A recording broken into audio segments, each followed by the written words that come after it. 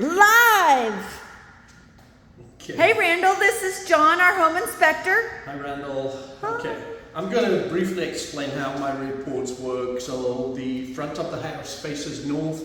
Everything outside will be labelled north, south, east, west. Sometimes I'll put front or back, but it should be self-explanatory. And then inside things will be labelled living room, kitchen, hallway, bathroom, dining room, things like that. Three categories in my reports. Blue category, minor and upgrades. An upgrade here would be to have full gutters. We've only got partial gutters, but that's not a defect. Orange category, something you want to talk to a specialist about. A specialist would be like plumber, roofer, electrician. Red category, significant or safety. Save that one for stuff that can kill you. So no reds, no gas leaks, no carbon monoxide leaks, stuff like that.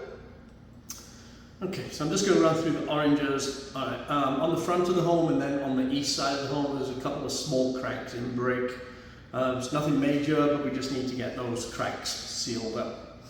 The driveway's got a little bit of, it's called spalling. It's where the face is chipped off, and it's usually from the driveway will absorb moisture and then it freezes and it just takes that face off. There's no real repair for it, and it's really not terrible.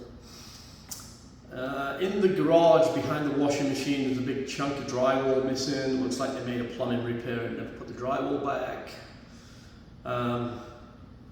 Little gaps, and so it's really not bad on both corners of the garage. It's not enough for piers. Like structurally, this house is really good, but there's just some gaps started to appear, or they may have appeared 30 years ago. It's basically going to be in my report for you to monitor those. One of the left, when you're standing in the garage, the left side door, so when you're outside the right side door, the bottom panel is broken. On the left side of the door, the right side is broken. No, on the left, when you're standing in the garage, it's the left door. If you're standing in the driveway, it's the right door. Okay. It's broken, the bottom panel's broken. The floor sensors are too high, and then the auto reverse did not work on either door. We're missing GFI protection in the garage, and then the door between the house and the garage, that one right behind me, it's a hollow core door, so it's really an interior door, and that door should be treated like it's an exterior door. Steel or solid wood, something.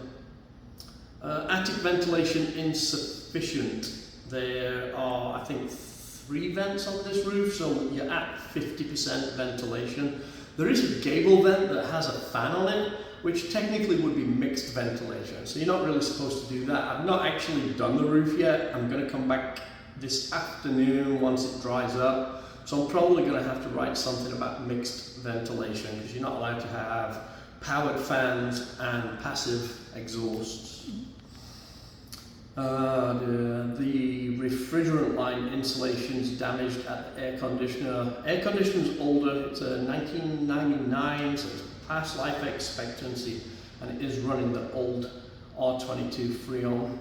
And we can ask for a home warranty on that. The airflow is restricted, basically it's just dirty, it needs to get cleaned. The furnace? Yes, no, the air conditioner. Oh, the air conditioner. Yeah. There's no actual defect on this one, but I've got to give you just a heads up. You've got a condensate pump in that furnace closet, because there's no drain in there, so they have to pump the condensate out. And you basically just got to pay attention to that in cooling season, and make sure it works at the beginning of cooling season. Back on the AC unit outside, the electric line is metal conduit, and it's broken. The conduit's broken. I've got one ungrounded outlet. It's in this dining room where I'm standing, which is weird. Firstly, because grounding, yeah, it's that one. Grounding didn't come into building code until 1962, and this house is a 61. So there are very few ground wires around here, and how they grounded it was through conduit. So steel conduit is the grounding system. Perfectly acceptable. They still do it today on commercial buildings.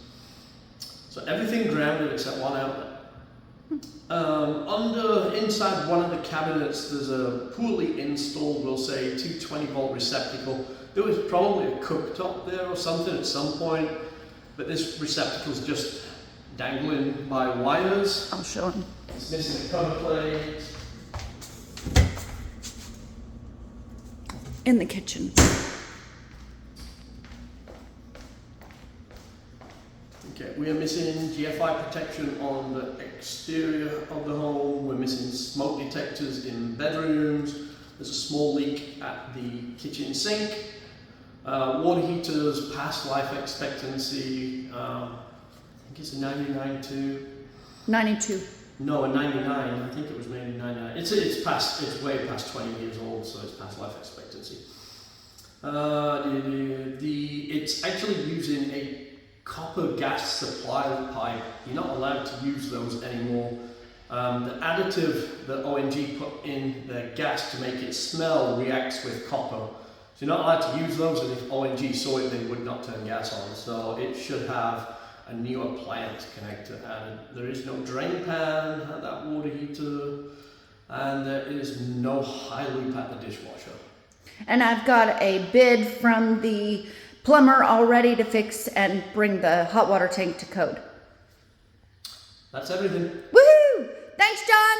You're welcome.